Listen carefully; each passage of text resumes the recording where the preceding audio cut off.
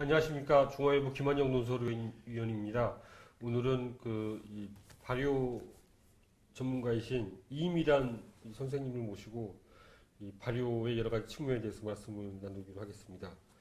지금 이제 한국 발효식품연구소 대표로 계시고 또 이제 목사 안수를 또 받으신 거죠? 네네. 그러면 교단은 어디입니까? 기독교 한국 침례회예요. 침례회 네. 목사님이시고. 우리 지방의 최초의 여자 목사예요. 예.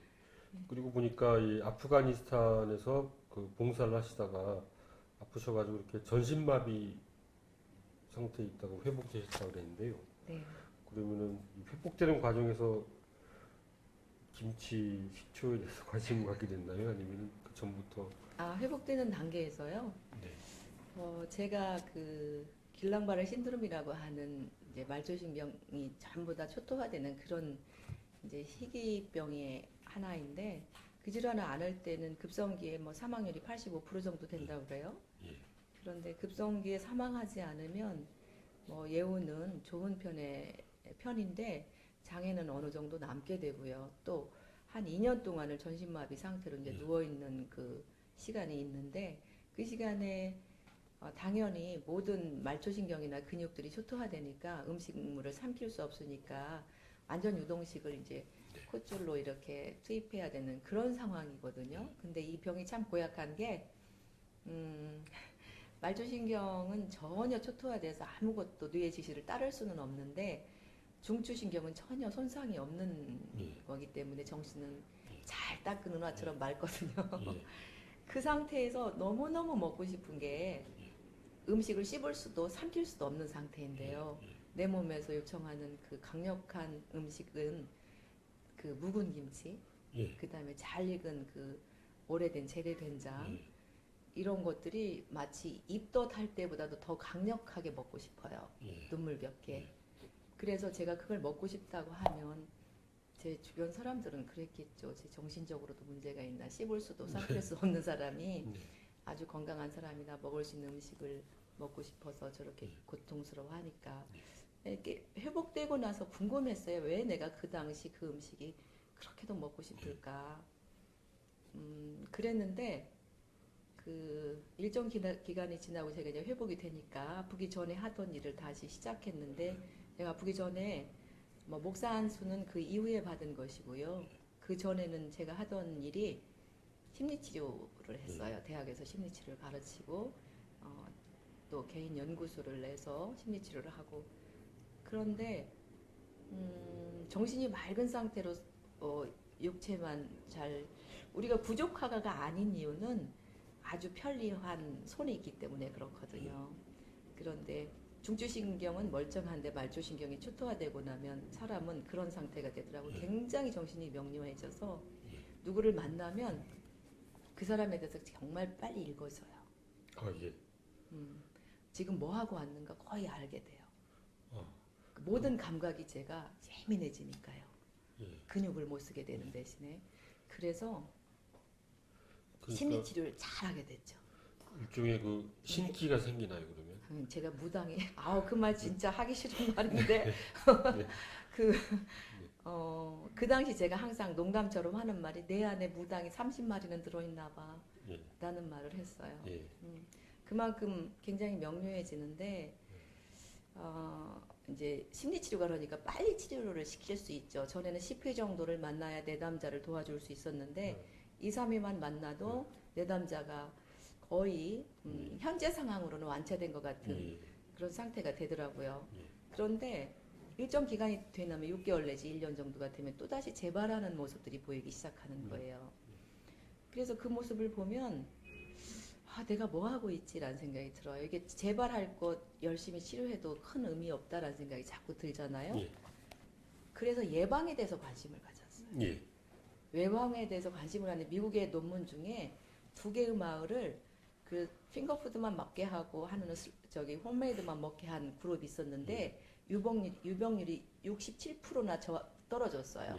홈메이드를 먹은 그룹이. 그렇다면 섭생이 정신건강에 미치는 영향이 대지대하겠구나라는 생각을 많이 하게 됐죠. 그래서 그때 그러면 나는 육체적인 그 질환에만 이 좋은 음식이 섭생이 중요하다고 생각했는데 정신 건강에도 이렇게 중요한가라는 의심을 처음 갖게 됐고, 그러면 어떤 섭생을 통해서 정신 건강의 치유와 회복을 도모할 수 있을까를 계속해서 이렇게 혼자 고민하고 연구를 하다가 그 중에 가장 좋은 게 발효식품이다. 근데 그 발효식품은 왜냐하면 굉장히 장에 좋은, 장을 편안하게 하고 건강하게 하는 젖산균 종류들, 유산균 종류들이 다양하게 많은데, 이게 장에서 건강하게 해주면 사람이 여유롭고 편안한 상태가 되는데, 최근에는 그런 논문들이 많이 발표가 돼요. 그래서 장과 뇌의 그 연관성에 대해서도.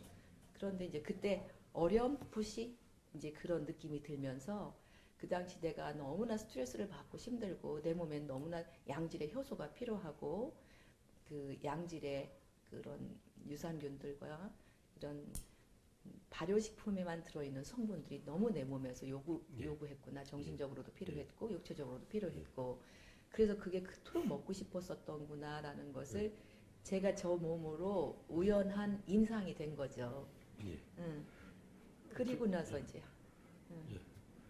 어떻게 보면 이제 목사님이시니까 이제 네. 신의 섭리라고도 할 수 있고, 예. 불교적으로 얘기하면 이제 예. 일종의 업보가 예. 그 아프시 예. 이제 이 발효의 문제에도 관심을 갖게 되셨으니까. 예. 그런데 이 특히 그 이제 오늘 주제가 이제 건강식품이기도 하고 위대식품이기도 하다. 그래서 일단 그 건강식품으로서 특히 이제 암 환자들도 많이 찾는다고 그런 얘기도 맞아요. 예. 가끔 그 저희 집에 찾아오셔서 제가 만든 그 발효식품을 이제 갖다 드시는 분들이 계신데, 정말 뭐 사기, 뭐 말기 이런 분들이 굉장히 호전을 가져왔다 또는 나왔다 이런 말씀들을 하는 경우를 종종 듣는데, 제가 그럴 때마다 저 사기꾼 만들지 마세요. 이것만 먹어서 그렇게 완치된 건 아닐 거예요. 여러 가지 그 치유가 될 수 있는 조건을 선생님이 가지셨으니까 치유가 됐겠지만 분명히 발효식품도 도움은 되셨을 거예요 라고는 말씀을 드리죠. 분명히 도움은 된다는 걸 확신해요. 그럼 목사님이시니까 이렇게 안수기도도 같이 해주십니까? 이 발효식품도 드시라고 하고. 저는 그런 건 잘 안 해요. 잘 안 하고 정말 간절히 요청하는 우리 성도님들. 그리고 저한테, 저는 이제 사업도 하고 뭐 강의도 하고 목회도 하는데, 제가 하는 목회는 물론 정통교단의 정상적인 절차를 통해서 목회를 하고 있지만, 저는 자비랑 목회를 하고 있어요. 제가 주중에는 돈을 벌고 주일에는 뭐 심신이 지치고 또 이렇게 현대 기독교의 대형교회에 지치신 분들이 오셔서 쉬고 예배드리고 즐겁고 맛있는 발효식품으로 점심 함께 나누고. 이 책에서는 김치하고 식초를 이제 한 반반씩 하셨는데요. 김치, 식초 말고 또 발효식품에 또 어떤 게 있습니까? 식초가 만들어지기까지는 먼저 가장 양질의 술이 만들어져야 돼요. 목사가 술을 만든다라는 것이 사람들한테는 가십거리가 될 수 있는데, 오늘도 저한테 와서 함께 그 김치 공부한 선생님들한테 제가 연치바람이라고 하는 아주 맛있는 술을 주면서 했었던 말이, 딱 반 잔씩만 주거든요. 뭐 성경에도 약간의 술을 마시는 걸 죄악시하지 않아요. 취하지 말라고 했던 거니까. 그런데 그 연치바람이 뭐냐면 그 술의 역사를 꿀 와인, 허니 와인이 최초다, 또는 아니다 뭐 과일술, 과일술이 최초다, 또는 아니다 곡물주가 최초였다라고 하는 설들이 세 가지가 팽팽한데, 그 세 가지를 다 합해서 제가 발효를 시킨 게 연치바람이라는 술을 제가 만들어냈어요. 연치바람이 연분홍 치마가 봄바람의 약자예요. 아주 달콤하고 또 도수는 상당히 높은데 부드럽다고 술을 못 마시는 사람들까지 좋아하는데, 제가 이렇게 열심히 술을 만드는 이유는 좋은 식초를 얻기 위해서예요. 먼저 좋은 좋은 술이 만들어져야 그 술이 다시 아세탄과 이렇게 만나면서 식초로 변하게 되거든요. 세월이 식초로 만들어주니까. 그러면 술이 식초가 되기 전까지는 발효식품이 아닙니까? 아니면 식초가 된 순간부터 발효식품이 되는 아니죠. 건가요? 술도 아주 술도 중요한 자체로, 발효식품이죠. 발효식품. 그래서 이제 저는 할 말이 술에 대해서도 너무 많은데요. 예. 오늘 그 말을 예. 다 할 수는 없을 것 같고요. 정말 술은 자연이 마련해준 뭐 음료이고 고대인들은 술이 뭐 신의 음식을 우리가 훔쳐 먹었다라고 하는 죄책감 때문에 뭐 제천 의식을 하게 됐다, 신에 대한 제사를 지게 됐다라고 하는 설들도 있지만 술은 정말 좋은 거예요. 그 소주도 발효식품인가요? 아니죠. 막걸리는 발효식품인 거죠? 막걸리도 예. 사실은 시중에 유통되고 있는 막걸리는 완전한 발효식품이라고 하기에는 너무 미안해요. 예. 왜냐하면 정말 막걸리는 어떤 것이 막걸리냐면 처음에 그 누룩과 곡물로, 그러니까 곡물이라 하면 흔히 쌀이고 뭐 그다음에 오곡들 또는 밀가루까지의 모든 그 당화될 수 있는 녹말이 있는 그런 곡물, 콩이 아닌 단백질이 아닌 그런 녹말이 그 누룩을 만나서 그 효모를 만나서 이제 걔네들이 거기서 생사고락을 하면서 만들어낸 것이 알코올인데, 이렇게 술이 잘 익잖아요. 예. 잘 익으면 맑은 술이 위에 탁 올라와요. 그래서 살짝 떠낸 걸 청주라고 하고요. 그 청주를 증류한 건 소주이죠. 이 청주는 양반들이, 윗사람들이 집안의 어른이 드시는 거였고, 밑에 이제 청주를 다용수를 박아서 맑은 술을 떠내고 나면 밑에 이제 걸쭉한, 찌개미는 아니지만 걸쭉한 술이 남게 되죠. 근데 거기는 굉장히 많은 에너지가 있기 때문에 거기에다가 걸쭉한 거 한 바가지에 물 한 바가지를 1대1로 부어서 체에 막 걸러내요. 그래서 막 걸렀다 해서 막걸리예요. 그것은 에너지원이고 그 속에 맑은 술보다 성분은 훨씬 더 좋은 성분이 많이 들어있고, 이렇게 만든 막걸리를 저희가 성분 분석을 해봤거든요, 최근에. 그랬더니 시중에 유통되는 막걸리에 약 200배가 들어있더라고요. 유산균의 양이 200배 정도가 들어있고, 그것은 농주라고 해서요. 옛날에는 뭐 이런 모든 농사일을 콤바인이 한 게 아니었, 이양기가 한 게 아니었잖아요. 다 손으로 했고 소시랑이나 사판자루로 다 했잖아요. 그런데 그렇게 힘든 농사일을 할 때 그 일이 가능하게 하는 것이 막걸리였거든요. 곧 정말 양질의 발효식품이었던 거예요. 그런데 지금 막걸리는 그 맛을 화학적인 것들로 가미해서 예. 물을 부어 희석한 거니까 엄밀히 말하면 좋은 발효식품이라고 할 수는 없어요. 예. 그러면은 그 좋은 이 발효식품으로서의 술을 구하기가 힘든 거죠. 쉽게 살 수 있나요? 아니면 그 목사님한테 가서 사야 되나요? 제가 절대 술은 팔지 않고요. 네. 그런데 이제 제가 3년 동안 공들여서 만든 흑초보다 절 찾아오시는 분들이 흑초 되기 전 단계인 술을 더 좋아해서 제가 참 이 슬픔에 빠져 있어요. 네. 그리고 그걸 팔라고 하는데 지금까지 한 번도 판 적은 없고요. 앞으로도 팔 생각은 없고요. 다만 저에게 발효식품을 공부하러 오신 분들이 이 술이 너무 아까워서 술 사업을 해야겠다라는 말씀을 하시는데, 올해 우리 법이 처음으로 거의 7, 80년 만에 바뀌었나요? 네. 그 법이 가양주를 합법적으로 제조하고 판매할 수 있는 법이 만들어졌어요. 네. 근데 일단 발효 성분이 많이 들어가 있어도 술은 술인데요. 예. 막 특히 막 먹어도 되나요? 아니면 특히 그 암 환자분들이라든가 그런 분들은 안 되는 거 아닌가요? 제가 만든 술 중에 좋은 식초를, 흑초를 만들기 위해서 우리 수은자빵이나 뭐 산림경제나 산가요록에 나와 있는 고문서들에 나와 있는 그 양조기술 중에 그걸 잘 이렇게 추합을 하면 42가지 정도가 되더라고요. 42가지 정도가. 제가 추합했을 때는 뭐 또 다른 분들이 조사한 바는 좀 다를 수도 있지만요. 제가 추합했을 때 42가지 정도가 되는데 제가 그 42가지의 술을 어떤 술이 가장 양질의 식초를 만들 수 있나를 연구하기 위해서 다 만들어 봤어요. 그랬는데 육종의 변화와 기후의 변화로 거기에 나와 있는 레시피로 만들면 거기에 나와 있는 좋은 맛이라고 쓰여 있는 술이 만들어지지 않는 경우가 많아요. 그래서 그 곡물의 육종 변화도 있을 테고 기후의 변화도 있겠죠. 그래서 제가 이 지금에 맞는 술로 다시 맞는 걸 자아주라는 술을 만들었어요. 자아가 누가 저한테 뭐 주는 호인데 그래서 뭐 보랏빛 노을이래요. 그래서 자아주라는 술을 만들어서 그 술로 오래 뒀더니 정말 좋은 흑초가 만들어졌어요. 그래서 이제 그건 누가 만들어도 그 맛이 되고 그 성분이 나올 수 있도록 제가 이제 저한테 와서 발효식품을 공부하는 사람들한테 전수를 해주고 있거든요. 근데 저는 식초보다 술 단계에서 가끔씩 간이 굉장히 나쁜 사람들이나 여러 가지 성인병들이나 암 환자들도 와서 근데 술을 못 먹었었는데 아파서 이걸 좀 먹으면 살 것 같다. 뭐 이렇게 요청을 해서 제가 좀 이게 담아주면서 그 대신 약속하자.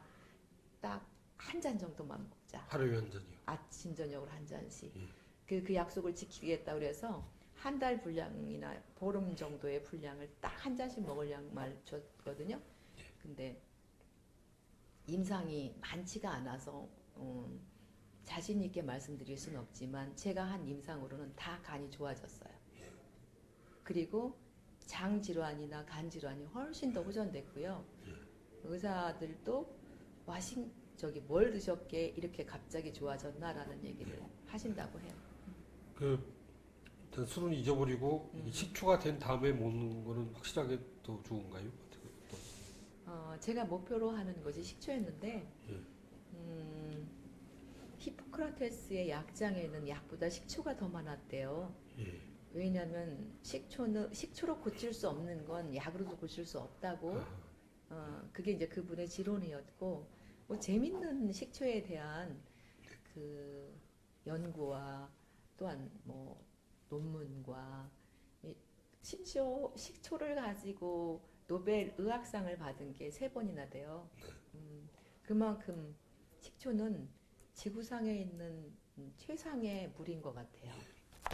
근데 그 식초도 이렇게 그냥 슈퍼마켓 가서 사서 먹으면 와, 되나요? 그건 진짜 안 돼요. 아, 그렇습니까? 예. 역시 또 목사님한테 가서 아니요, 저같이 그 전통 발효를 하시는 분들이 생각보다 많아요. 아, 예. 그리고 저는 그런 사람들을 많아지게 하기 위한 게 제 사명이라고 생각해요. 네. 우리 집에 와서 저한테 그걸 사가는 건 저한테 솔직히 큰 기쁨도 아니고 네. 큰 의미도 아니에요. 저한테 와서 이 방법을 배워서 그걸 작은 사업들을 만들어가는 것이 예. 만들게 하는 게 제 목표이고 꿈이에요. 아까 잠깐 말씀드리다 말았는데 그 화학주 우리가 흔히 우리의 국민주 소주는요. 일제 강점기에 우리한테 좋은 가양주를 만들지 못하게 하기 위한 방편으로 예. 화학주를 만들게 했고 화학주만 유통하게 했던 예. 슬픈 역사가 예. 있어요. 이 역사 때문에 저는 참 크게 분노했었는데 네. 그것이 드디어 올해 예.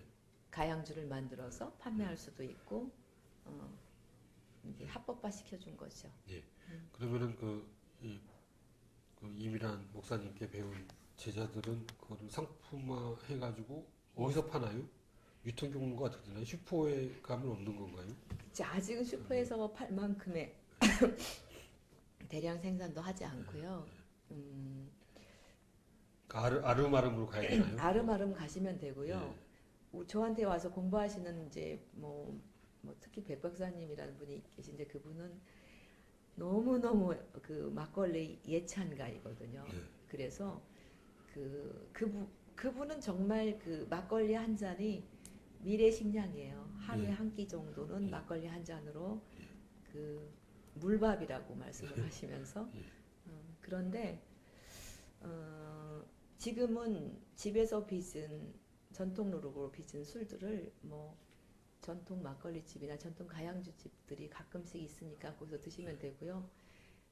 저는 식초 만들으라고 열심히 가르쳤더니 막걸리집 만들겠다는 저기 전수생들이 많으니까 곧 어디에서나 맛보실 수 있겠죠.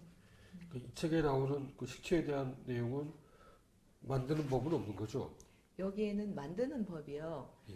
그 만드는 법만 디테일하게 하려면 이 책 분량의 책이 한 권 이상이 더 나와야 예. 돼요. 왜냐하면 식초를 만드는 부분이 좋은 술을 만들어야 되는데 좋은 술을 만들고 그것을 쭉 어떻게 지켜보면서 변화 과정을 다 기록해야 되고 그 다음에 그것이 잘못됐을 때 또 고치는 방법이 있어요. 발효식품은 실패란 없어요. 왜냐하면 잘못됐을 때 고치는 방법이 많아요. 다시 고치고요. 그 다음에 식초가 되었을 때 시간의 경과에 따라 산도도 달라지고 맛도 달라지고 성분도 달라지는 것들까지를 다 하려면 단순하게 그냥 네이버에 돌아다니는 식초 만드는 정보처럼 그렇게 기록할 수는 없었어요, 제가. 그리고 지금 집필 하고 있는 중인데요. 네. 언제쯤 책이 나오나요? 빨리 제 지금 계획은 내년 4월이나 5월. 저한테 와서 공부하시는 연구원들이 4월에 같이 그 공저를 하나 내는데, 그분들이 전수받은 분들이 내는, 이수자들이 내는 공저가 하나 있고, 전수자인 제가 쓰는 책이 한 권 있어야지, 독자들한테 정말 도움이 되지 않을까라는 생각이 들어서 지금 준비 중에 있어요. 다시 또 술 얘기로 돌아가서 소주는 이렇게 일제강점기 어떤 어두운 의도가 있었고요. 예. 맥주는 어떤가요? 맥주는 괜찮은가요? 저도 맥주에 대해서는 뭐 그렇게 많은 정보를 갖고 있고 제가 직접 맥주를 제조해 본 적은 없는데 이제 술에 대해서 관심을 갖다 보니까 각 국가마다의 전통 술에 대해서 이렇게 바라보게 되잖아요. 근데 이제 독일이나 유럽에서는 아무래도 식수가 풍부하지 않으니까 한번 발효시켜서 먹으면 그 누구에게도 문제를 일으키지 않는 음료가 되니까 그런 차원에서의 맥주가 발전했을 거라는 생각이 들고요. 맥주 맛도 정말 명가에서 나오는 맥주는 첫 번째 물이 굉장히 좋고 호흡이 좋아야 되고 거기에 들어가는 이제 효모들 이게 그것에 따라서 천차만별의 맥주가 만들어지는데 그렇게 전통 방법으로 만든 맥주는 굉장히 좋은 음료라고 생각이 들어요. 왜냐하면 도수도 약하고 해가를 시켜줄 수 있는 좋은 음료가 될 것이다. 그런데 그것 또한 알코올이 있기 때문에 많이 마시면 알코올릭으로 갈 수 있죠. 그래서 항상 저는 우리 몸에서 필요로 하는 양만 마시자. 근데 그게 유혹이 쉽지 않은 모양이에요. 자꾸만 더 이렇게 더 강한 감정 상태를 요청하게 되니까. 그러면 식초는 어떻게 먹어야 됩니까? 그 시중에서 유통되고 있는 말씀하신 것처럼 마켓에 병에 들어있는 특히 이제 플라스틱 병에 들어있는 식초는 직접 음료로 마신다거나 음식이 시석해서 먹어도 대량을 먹으면 위장 장애를 일으킬 수밖에 없고요.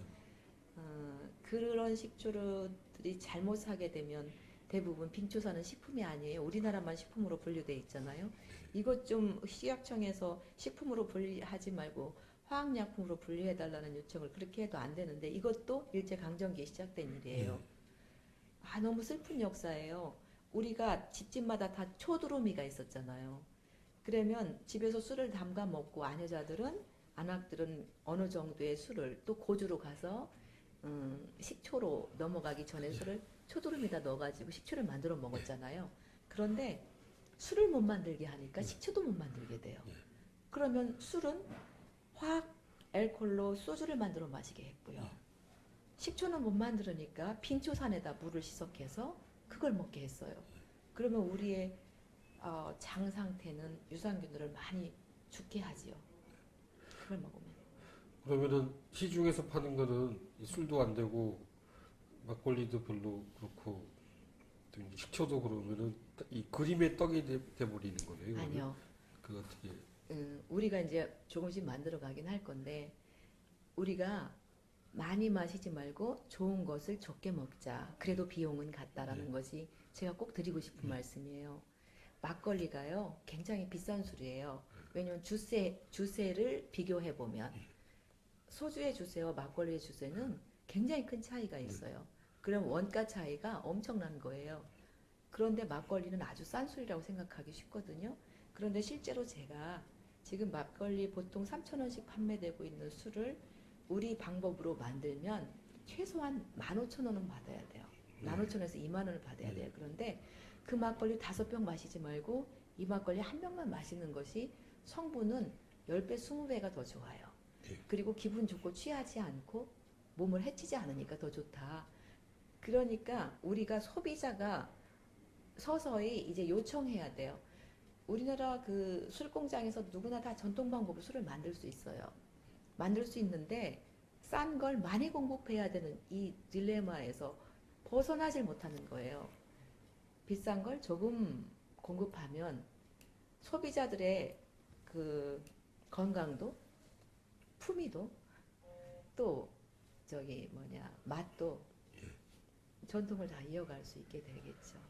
그러면은 시중에 있는 막걸리나 이 식초는 사실 몸에 오히려 나쁠 수도 있기 때문에요. 그러면은 인터넷으로 이제 검색을 한다면 뭐라고 검색하면 됩니까?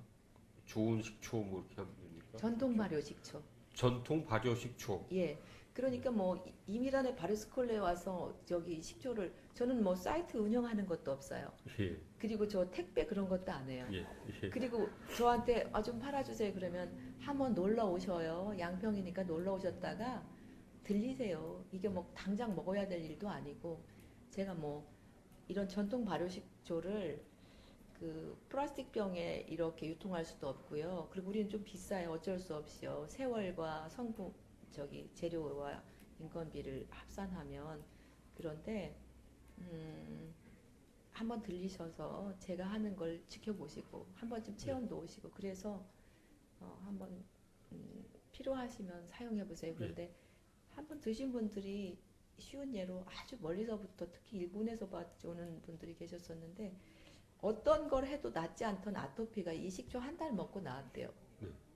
그래서 와 이것도 뭐 꼭 그런 건 다른 치료와 병행했기 때문에 그렇겠지라고 했더니 다른 걸 다 해도 안 났던 것이 나았다라는 말씀을 하시는데 그 따님의 체질과 잘 맞았겠죠. 그럴 수도 있지만 그렇듯 정말 전통 발효 방법으로 장기 숙성된 식초는 모든 인간이 가지는 질환에 도움을 줘요. 그러면은 발효식품, 그러니까 치즈도 효과가 있나요? 또 발효식품이니까. 참 재밌는 게요.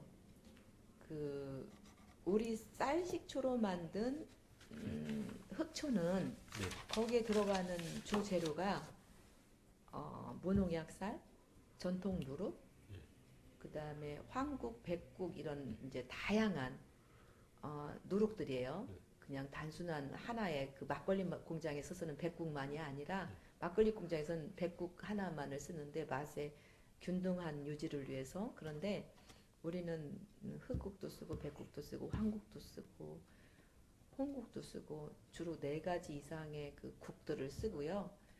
또 거기에다가 저는 그 더덕을 많이 사용을 해요. 더덕을 건조시켜서 더덕을 또 누룩화 시켜놨거든요. 그것으로 해서 만든 그 술이기 때문에 상당히 성분이 다양해요.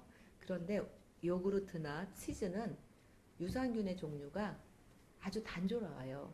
예를 들어서 요구르트의 그 유산균은 4가지 종류밖에 없는데 우리 김치나 우리 막걸리의 유산균의 종류는 100가지, 200가지가 되거든요. 그래서 치즈도 맛이 굉장히 깊은 맛들이 있어요. 유럽에 가서 그냥 마을에서 집에서 할머니들이 만든 치즈, 그러니까 간의 수공업으로 만든 치즈는 정말 딱 먹는 순간 여기는 야 다른 치즈에 들어있지 않은 유산균들이나 이런 효모들이 많이 들어있겠다라는 것이 미각으로도 직감할 수 있거든요. 근데 많이 들어있어야 10가지 이상이 들어가 있을 수가 없어요. 그런데 막걸리나 식초에는 굉장히 다양한 게 들어있죠. 그러니까 막걸리하고 식초하고 치즈마저도 이제 품질의 차이가 너무 엄청나기 때문에 이제 어떻게 보면 마지막 보루가 여기 책의 반을 닫고 있는 김치는 그러면 그냥 막 이렇게 어느 정도 집에서 만들던지 그러면 됩니까? 아니, 김치도 또 이 품질 차이가 있습니까? 어떻게? 집에서 담근 김치가 최고의 품질이에요.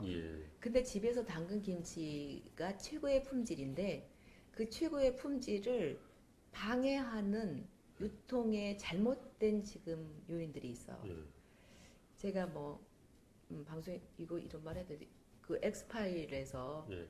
뭐 새우젓 검증단으로 한 2년 동안 아, 그 새우젓을 해줘가지고 새우젓이 우리나라에서 어떻게 유통되고 잘못된 새우젓이 어떻게 하는가 올해도 아마 하는데 저한테 자문을 해와서 제가 자문을 해줬는데 올해 자문은 제가 다른 거 하지 말고 올해 자문은 이거 좀 해줘라. 올해 새우젓이 최소한 5배에서 10배까지도 뛰었다. 예. 그런데 왜 작황이 좋지 않아서 그렇다. 예. 어획량이 너무 적어서 예. 이럴 때 어획량이 너무 적으면 분명히 중국산 새우젓이 들어온다. 그래서 국산으로 둔갑해서 팔게 될 텐데 이것 좀 단속하면 소비자한테 좋을 것이다. 왜 우리 주부들은 열심히 가족들한테 좋은 김치 먹이겠다고 사서 김치를 담으면 김치 물러버린다. 네. 왜 물르냐면 그 중국산 새우젓에는요. 그들은 새우젓은요 냉장 유통을 해야 돼요. 냉장 유통을 하지 않으면 3개월 안에 다 물이 돼 버려요. 사각 말고죠. 그러니까 다 냉장 유통을 해야 되는데 우리나라 새우젓은 다 냉장 유통을 해요. 그런데 중국산 새우젓은 냉장 유통하지 않아요.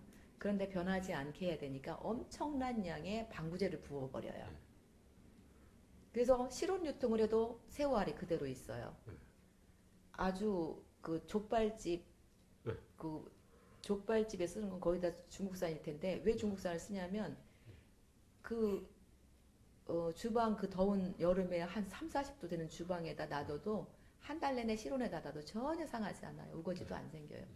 그러니까 저기 식당에서 쓰기 너무 편한 거죠. 그런데 우리나라 새우젓을 갖다 놓으면 밖으로 온대요. 네. 왜? 일주일도 안 돼서 우거지니까 방부제가 없어서. 그런데 이 방부제 들어있는 걸로 김치를 담으면 얘네들이 새우젓이 김치 속에 들어가서 그 다양한 젖산균들이 발효가 돼야 되는데 균들을 죽여요. 그러니까 이 김치라고 하는 것은 굉장히 훌륭한 종합 발효 식품이거든요. 생선, 뭐 과일, 배추, 채소가 다 함께 들어가서 포도는 단일 발효잖아요. 와인 단일 발효잖아요. 그런데 이 치즈도 우유 발효, 단일 발효예요. 그런데 김치만큼은 제가 담는 오늘도 담은 가르쳐준 김치의 재료가 28가지였어요. 28가지의 크고 작은 재료들을 다 넣어서 배합해서 김치를 만드는데 새우젓 방부제는 새우젓 하나 넣은 것 때문에 서서히 얘들이 젖산균들이 활동을 못하다가 죽어버려요. 애들이 썩은 것, 산 것과 죽은 것의 사이는 발효되는 것과 부패하는 것의 차이예요. 그러면 새우젓 이걸 잘못 쓰면은 뭐 김치가 뭐 물르죠. 몸에 좋다 이게 다 엉터리가 되는 거네요. 오히려 더 몸이 나쁘게 되겠네요, 그러니까. 물르면 이제 뭐 김치 지져 먹죠.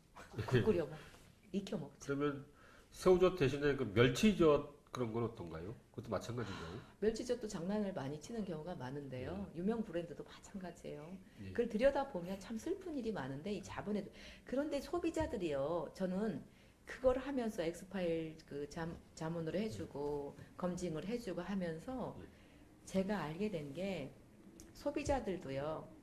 변해야 돼요. 조금 먹고 좋은 것을 요청해야 돼요. 상인들한테. 그런데 싸고 많은 걸 요청해요. 그러면 예를 들어서 이제 이게 새우젓 탱크예요. 아니 저기 멸치 탱크예요. 멸치 탱크에다 멸치를 다 이렇게 저장해 소금에 염장을 해서 얘가 잘 삭아서 이제 새우 액젓을 뽑아내야 되잖아요. 뽑아낼 때 한 번 뽑아내서만 팔아야 되거든요. 여기다 소금물을 염도만 맞춰서 또 부어서 또 뽑아내고 또 부어서 또 뽑아내고. 왜? 싼 걸 좋아하니까. 그러면은 이 시중에 있는 그러니까 김치를 일단 젓갈을 안 넣으면 안 되는 거죠. 그럼요. 그럼 젓갈을 넣어야 되는데 그러면은 시중에서 파는 것 중에 안심할 수 있는 게 있나요? 가서 업자들한테요. 예. 돈 더 드릴 테니까 정말 우리나라 걸 줘라. 이렇게 말해야 돼요. 예. 그러면 업자들은요. 그런 소비자한테는 절대 속이지 않아요. 예. 근데 많이 주세요. 싸게 주세요. 깎아주세요. 그러면 속이는 거예요. 예. 왜? 그들의 생업이니까. 그래서 저는 좋은 걸 주면 돈을 5,000원이든 10,000원이든 줄 테니까. 웨슬레에서요. 그런 국제 특허를 받았어요.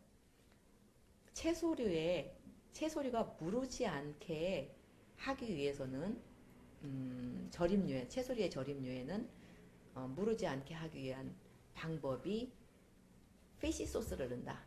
네. 이걸 국제 특허를 받았어요. 예. 얼마 안 했으면 예. 우리나라한테도 김치 담을 때 그냥 피시 소스 넣었지 로얄티 예. 내놔 이럴 수 있어요. 예. 예. 이게 현실이에요. 왜 우리가 중요한 걸 지켜내지 못해가지고. 아, 그러면은 이 김치에 들어간 젓갈은 슈퍼에 가서 사면 안 되고 재래시장에 가서 비싼 걸로 주세요 이렇게 하면 되는 건가요 그러면? 좀 위험하죠. 그런데 그 정도의 소비자의 마인드가 있어야 된다. 깐깐하게. 예. 그랬을 적에 좋은 젓갈을 살 수 있고 그러면서 그런 젓갈로 김치를 담았을 때 아무리 좋은 양념을 해서 넣어서 젓갈이 만약에 방부제를 듬뿍 들어있는 중국산 새우젓이라면 김치가 물을 수밖에 없다. 근데 이제 젓갈까지 아주 좋은 걸로 해가지고 넣는데 그 소금을 너무 많이 넣고 이렇게 고춧가루 너무 많이 넣으면은 도루묵이 되나요? 너무 짜고 뭐 어떻게 되나요 그러면? 그러니까 어떤 한도가 있습니까? 소금이나 그 고춧가루를 넣는 양도 조절을 해야 되지 않나요? 과거에 문헌에 나와 있는 김치의 염도를 보면 지금 우리가 먹는 담그는 김치 염도보다 염도가 더 세요. 예. 근데 왜 염도가 저렇게 셀까라고 생각하면 저장 기술이 없어서요. 예. 저장 기술이 없어서 실온에서만 저장해야 하니까 예. 실온에서 변하지 부패하지 않게 하는 방법은 발효의 방법과 염장 방법 두 가지 방법으로밖에는 그 음식을 보관할 수 있는 방법이 없으니까 염도가 짤 수밖에 없는데 지금은 냉장 기술이 너무 발달돼 있고 저장할 수 있는 방법이 다양하기 때문에 염도가 훨씬 낮아졌어요. 그런데 소비자들이 또 속는 방법이 있어요. 예. 나트륨량은 훨씬 더 높은데 화학 조미료를 넣으면 예. 입에서는 싱거운데 나트륨은 아하. 5배가 높아져요. 아, 그래서 입에서 우리가 화학 조미료를 넣지 않은데 그렇게 해롭지 않은 염분으로 이렇게 한다. 그래서 발효식품은 소금을 좀 더 넣는다고 해도 좀 덜 넣는다고 해도 고춧가루를 좀 더 넣는다고 해도 좀 덜 넣는다고 해도 크게 문제를 일으키진 않아요. 사람마다 자신의 고향이 어딘가에 따라서 김치 취향이 달라요. 그리고 김치는 시간의 경과에 따라 맛이 달라지는 발효식품이에요. 유지식품이 아니라. 그런데 유지식품처럼 만드는 게 지금 상업적인 김치들이고 그래서 해썹 인증을 의무화했고 그런데 아주 위험한 발상이에요. 그리고 해썹 인증으로 담은 김치들은 한 달이 지나면 다 산패돼 가지고 유산균이 살지 못하기 때문에 위험하거든요. 그런데 김치의 산업화나 대량 생산에는 지금 공장에서 하는 김치의 장점들이 아주 많죠. 모두 다 나쁘다는 건 아니고요. 그리고 염분과 고춧가루의 함량에 따라서 김치가 어떻게 변할 수 있는가는 그것은 고향이 어디냐에 따라서의 자신의 입맛 취향이다. 그러니까 그것을 여기서 단언해서 말씀드리기는 좀 어렵지만 저염김치와 가염김치로 나눠진다. 저염김치든 가염김치든 김치 자체가 주는 염분 섭취는 우리를 그렇게 크게 위험하게 하지 않는다. 나트륨 섭취는 오히려 그 나트륨 섭취가 증가하는 이유는 매식할 때 음식 속에 포함되어 있는 화학 조미료 때문에 나트륨량이 이렇게 확 올라가는 것이다라는 것이 그래서 입에서는 싱거운데 굉장히 갈증을 느끼는 이유가 그런데요. 고향집에 가서 먹은 음식이 좀 짜다 싶었는데도 갈증 느끼지 않는 건 그 화학 조미료를 넣어서 나트륨량을 증가시키지 않은 음식이기 때문에 그렇다라고 생각하시면 좋을 것 같아요. 그리고 조금 이렇게 염분이 많이 섭취된 것 같다 싶을 때 이제 칼륨이 많은 음식들을 함께 드시면 좋아요. 예를 들어서 경상도 김치는 상당히 짜요. 그런데 경상도 쪽에서는 김치 담글 때 해조류 중에 이런저런 해조류들을 김치에 넣어서 같이 담가요. 그러면 그것들 때문에 염분이 같이 이렇게 빠져나가는 우리는 이쪽 사람들은 특히 현대인들은 저도 이제 그런 방법을 많이 가르쳐요. 총각김치는 맛있으니까 많이 먹는다. 다른 김치에 비해서. 그럼 총각김치에는 바나나를 좀 으깨 넣어서 김치를 담그게 되면 거기에 이제 칼륨이 많이 들어있기 때문에 염분을 이렇게 연분과 같이 만나서 몸 밖으로 배출하는 역할을 해주니까 뭐 이런 방법도 좋은 방법일 거예요. 그 집에서 간단하게 지극히 간단하게 만들 수 있는 발효식품은 없나요? 안전하고 간단하고 뭐 그런 거 없나요? 응. 발효식품은 마법의 스프처럼요. 네. 어린 아이들도 쉽게 다 할 수 있어요. 지금 가을무가 예. 굉장히 흔하고 가격도 좋거든요. 예. 그러면 가을무를 그냥 뚝떡뚝떡 쓸어요. 자기가 원하는 크기로 어떤 네. 집에서는 꽃 모양으로 오릴 수도 있고 찍어낼 수도 있고 어떤 집에서는 큼직큼직 손바닥만하게 쓸을 수도 있고 어떤 집에서는 아주 작게 쓸을 수도 있겠죠. 그거를 자녀들하고 같이 오늘 우리가 꽃 모양의 깍두기를 만들어 보자. 오늘은 우리는 애기 깍두기를 만들어 보자. 오늘은 우리 아빠 깍두기를 만들어 보자. 그러면서 깍두기는 아무리 해도 실패가 없어요. 그래서 그냥 그 깍두기에다가 깍둑썰기를 여러 가지 모양으로 쓸어서 거기에다 새우젓하고 고춧가루하고 파하고 마늘하고만 섞어서 저온 마법의 수프를 만들듯이 그래서 그 용기에다 딱 담아놓고 바로 냉장고다 넣으면 다 실패해요. 발효식품은. 네. 특히 김치류는. 네. 지금 같은 기온에서는 하루나 이틀 정도를 그냥 베란다에다 놨다가 그게 부글부글 끓어서 올라오는 것 같을 때 젖산균들의 활동이 막 팽배해졌을 때 그때 냉장고에다 넣어놓잖아요.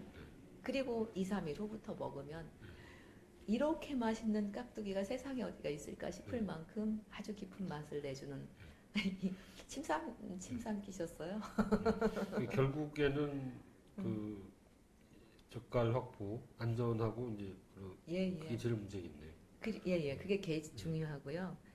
이 깍두기 담기는 누가 해도 실패하지 않는 거예요. 왜냐하면 그것만 넣어서 그냥 버무리 넣으면 짜면 짠 대로 싱거우면 싱거운 대로 이만큼 넣었더니 너무 싱겁더라. 이만큼 넣었더니 너무 짜더라 해서 바뀔 수 있으니까요. 먼저 해봐야 돼요. 그러니까 배추나 무의 그 품질 차이가 없나요? 그것도 중국산, 국산 뭐 다릅니까? 지금은요, 우리나라에서 배추를 생산할 때 너무나 배추를 생산할 수 있는 우리나라가 이제 배추 육종은 제일 잘한 나라잖아요. 제일 많이 소비를 하는 나라이니까. 그래서 품종이 좋은 배추가 많은데 보통 가을 배추가 농사가 잘 돼서 쫙 진짜 꼭꼭 그 로란 레스를 이렇게 끼어 입은 것처럼 막 꽉 찬 그 배추가 약 3kg, 3.5kg가 돼요. 그런데 이렇게 품질이 좋은 3.5kg 소비자들 선호하는 3kg, 3.5kg의 배추를 만들려면 농부들은 거기에다가 여러 가지 영양제들도 주고 약들도 줘요. 요즘 배추에다는 칼슘을 너무 많이 줘서 뻣뻣하고 잘 절여지지 않는데 11월까지 생산되는 배추는 아무래도 그 제가 볼 때는요, 전국을 우리 다 임금님처럼 먹고 살거든요. 11월까지 생산되는 배추는 정말 강원도에서 재배된 배추가 제일 맛있어요. 그리고 11월 말이나 12월 초 이때는 중부지방에서 나오는 배추들, 괴산이나 뭐 충북 이쪽에서 나오는 배추들 좋고요. 12월 중순에서 말일까지 나오는 배추는 정말 남도 쪽에서 나오는 해남 쪽 배추, 그쪽 배추가 좋아요. 그래서 내가 김장을 언제 계획하느냐에 따라서 배추를 구입하면 돼요. 그리고 우리나라에서는 그렇게 11월 말에서 12월 초, 12월 중후순 이렇게 나오는 배추가 이렇게 기후에 온도에 따라서 생산되고 팥종과 출하 시기가 다르기 때문에 그런데 생산의 그 품질을 보면 강원도 배추는 약간 단단하고요. 남도 쪽 배추는 약간 물러요. 하지만 잘 절여서 담았을 때 큰 차이는 없다. 다만 내가 김장 시기를 언제 할 것인가에 따라서 달라질 수 있다. 무는 제주도 무가 가장 맛있어요. 이 미래식품으로서의 그 발효에 대해서는 얘기 못했는데 어떤 방향으로 발전할 것 같습니까? 뭐 이런 예측을 하는 사람들이 참 많아요. 특히 뭐 엘빈 토플러 같은 미래학자는 인류가 미래에 향유할 맛은 발효의 맛이다라고 하는 예측을 아주 많이 했었던 미래학자였는데요. 그분의 예측뿐만이 아니라 뭐 우리 지금 관심들이 많잖아요. 이제 도쿄협정 때는 도쿄의정서 이후에는 별로 큰 강대국들이 관심이 없었는데 이제 파리 협정 이후는 이제 강대국들도 크게 관심도 갖고 참여도 하는데 기후 변화에 따른 이제 저탄소 운동 뭐 이런 것들이 강화되고 그러면 기후 변화에 따라서 육종의 변화도 일어나고요, 품종의 변화도 일어나고요. 우리나라에서 잘 되던 것들이 되지 않아요. 올해 일주량이 그렇게 많았음에도 불구하고 이상하게 과일들이 크긴 한데 당도는 낮아요. 품종의 변화가 일어나야 되는 시점이 되는 거죠. 벌써 아주 빠른 속도로 될 거예요. 그리고 원전 참 안타깝게도 우리는 사용하지 하는 것까지만 연구된 상태에서 성급하게 그걸 쓰게 됐잖아요. 폐기하는 능력까지 갖추지 않은 상태에서 쓰게 돼서 우리는 그거에 대한 보응을 분명히 받게 될 건데 지진을 통해서든 어떤 재해를 통해서든 원전들은 터지기 마련이고요. 대책 없이 우리는 그거에 폐해를 해야 되는데 미래학자들 중에 10년 안에 안전한 먹거리는 없게 될 거라는 말을 공공연하게 하잖아요. 그리고 10년 안에 모든 병은 극복하게 될 것이다. 그런데 마지막 인류를 괴롭힐 병은 우울증일 것이다. 제가 심리치료 하던 사람으로 발효식품을 하면서 전통 발효식품의 섭취가 정신건강에 미치는 영향이라는 논문을 쓴 적이 있어요. 왜냐하면 발효식품을 먹으면 장이 편해지거든요. 사춘인 돈을 사면 배가 아프잖아요. 근데 미래에는요, 그 두 가지 질환이 남게 된다는 거죠. 하나는 안전한 먹거리가 없다. 하나는 우울증이 인류를 괴롭힐 것이다. 그런데 이 두 가지의 문제의 해법은 발효식품에 있다. 왜? 발효식품은 일주일 이상만 발효식품은 중금속들이 다 분해돼요. 참 놀랍게도. 1나노미터도 안 되는 미생물들이 중금속까지 분해시키는 능력을 갖고 있어요. 그래서 발효 과정을 거치지 않은 음식은 튀기거나 삶거나 생식을 했었던 이 안전한 식품들이 불과 10년 안에 안전하지 않은 식품이 된다는 것이죠. 그러면 이걸 안전한 식품으로 만들려면 발효 과정을 거쳐야 되는데 전통 발효 과정을 어떻게 하는가를 모른다라는 거예요, 사람들이요. 명맥이 끊어져 버렸고 화학수주 마시게 하고 빙초산에 물 타서 먹게 해버려가지고 우리가 그냥 자연스럽게 어린아이부터 보고 자동으로 알았었던 이 문화가 진짜 눈물나게 아름답고 이게 진짜 문화의 힘이 되는 이게 명맥이 끊겼는데 지금 60, 70대한테 물어봐도 몰라요. 근데 이걸 제가 고문헌서를 보면서 집에서 10년 넘게 또 담고 또 담고 있는 재산을 다 덜어붓고 만들어내는데 알아내는데요. 제 수고가 헛되지 않게 하기 위해서 저는 돈 버는데 이걸 쓰지 않고 저 같은 사람을 아바타를 만들어내는데 쓰고 있는 거예요. 근데 소주 먹고 빙초산 먹고 그런데 사람의 수명은 또뭐 요즘은 다 90살 넘게까지 사시잖아요. 그러니까 옛날에는 이제 환갑 넘기기도 힘들었는데요. 이게 어떻게 보면 이제 전통 발효 방법으로 먹으면은 사람들이 뭐 150까지 살지 않을까 그런 생각도 드는데. 의학의 발전, 의료시설의 굉장히 많은 발전 이런 것들이 생명의 연장을 가져오긴 했는데요. 이렇게 생각하면 오히려 우리가 한 번 더 생각해 볼 필요도 있어요. 우리가 90살까지 사는 경우가 많은데 10년 이상은 그 베드에 누워있는 시간이에요. 기능하지 못하는 인간으로 있는 것이죠. 기능하는 인간으로 60, 70세까지 사는 것이 기능하지 못하는 인간으로 90, 100까지 사는 것보다 훨씬 더 삶의 질이 저는 우수하다고 생각하는 사람인데 발효식품 또 농경문화에서 근육을 쓰는 생활 패턴으로 우리가 조금만 전환할 수 있다면 훨씬 더 그 양질의 삶이 우리 미래에 기다리고 있다고 생각이 들어요. 그 제자들한테는 이쪽에 수강료 같은 걸 받으십니까? 그것도 무료인가요? 아니 그건 받아야죠. 받아야 되고요. 네. 수강료를 받지 않으면 운영할 수 없어요. 그 교실 자체를. 왜냐하면 재료비가 굉장히 많이 들으니까. 그리고 저는 뭐 재료를 요만큼 이렇게 해가지고 이렇게 하는 게 아니라 한 항아리씩 당겨주면서 제대로 하게 만들거든요. 그렇게 하다 보니까 재료비 많이 들죠. 그래도 하다 보면 어떤 분은 하다가 수강료를 내고 하는데도 미안하셨던 모양이에요. 쌀을 한 차를 보냈더라고요. 계속 쌀을 써야 하니까. 그럼 전 과정을 다 배우려면은 수강료가 얼마 정도 듭니까? 전 과정을 다 배운다라는 것은 제가 항상 우리 저기 이수자들한테 드리는 말씀이 저는 발효식품의 최고가 될 생각도 없고 최고가 될 수도 없다.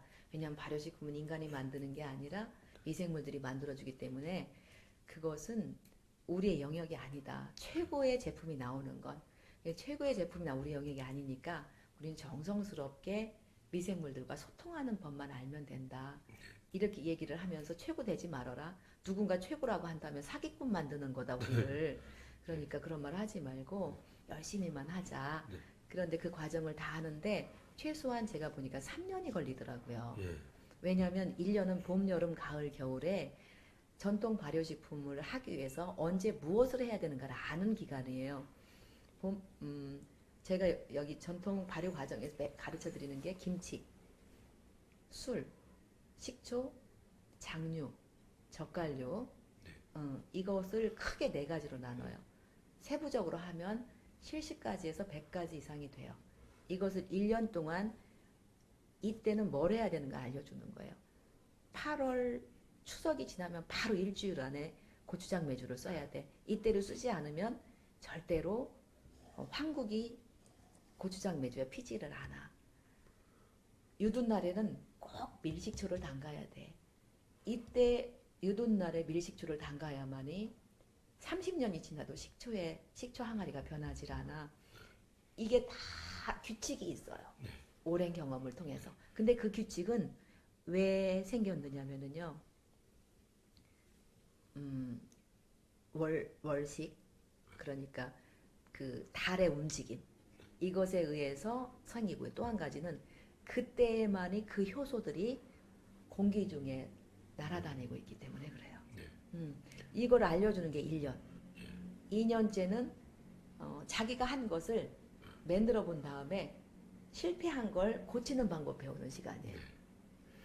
그러니까 배우는 것도 굉장히 힘들고 또 제가 보니까 생산 그러니까 궁극적으로 대량 생산은 못하는 거겠네요. 그 전통식으로 하면은 뭐 공장에서 뭐 그렇게 막 붓고 막 그거 안 되겠네요. 그러면. 그럼요. 그래서 제가 저 전수자들한테도 항상 하는 말이 항아리 내가 60이 넘었으면 50개 이상 가지려고 하지 마라. 40대라면 항아리 300개까지는 가능하다. 근데 40대는 300개까지 가능한데 해보니까 300개 이상 갖지 말아라. 내가 40대 들어와서 했는데 300개 이상 안 늘렸어요. 이 방법을 알아내면 이게 큰 돈이 되기 때문에요. 300개, 3000개, 3만 개라 늘리고 싶겠죠. 그런데 그러면 진짜 좋은 발효식품 만들 수가 없어요. 계절에 따라서 그 적기에만 해야 되기 때문에. 그럼 문제가 300개씩 3000개를 늘리지 말고 나 같은 사람을 10명을 만들면 300개가 되는 3000개가 되는 거예요. 나 같은 사람 100명만 만들면 3만 개가 되는 거예요. 그러면 그게 대량 생산이에요. 제가 똑같이 종초를 주고 씨간장을 주고 씨된장을 줘서 똑같은 그것을 만들게 해요. 만들게 해서 똑같은 브랜드로 똑같이 판매하면 그게 대량 생산인 거예요. 그러니까 분업과 협업을 할 수 있는 게 바로 발효식품 사업이에요.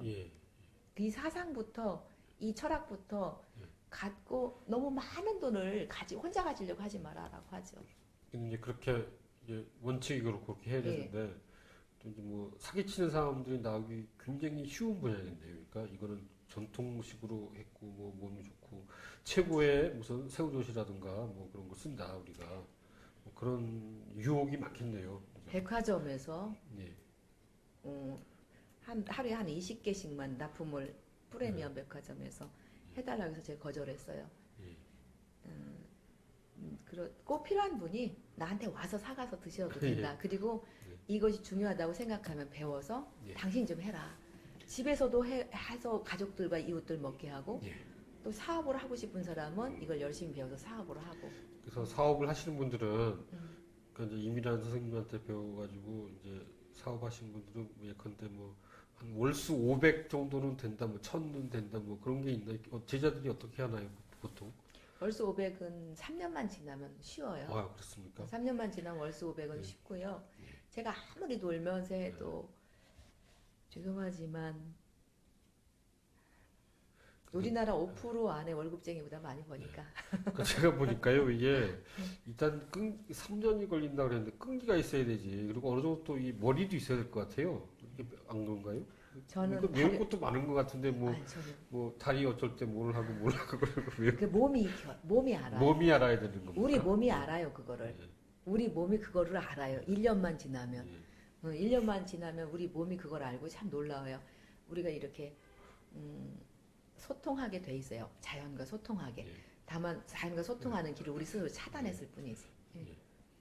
그리고 일단 시간이 3년이나 걸리고 이제 뭐 그리고 또 일단 끈기가 있어야 될 것 같고요. 적성에 맞아야 될 것 같고. 예, 적성에 맞아야 예, 돼요. 이게 즐거워야 돼요. 즐거워야 될 것 예. 같습니다. 예. 그 시간이 좀 많이 되는데 마지막으로 우리 독자들에게 해주실 말씀 좀 해주십시오. 우리 발효합시다. 예.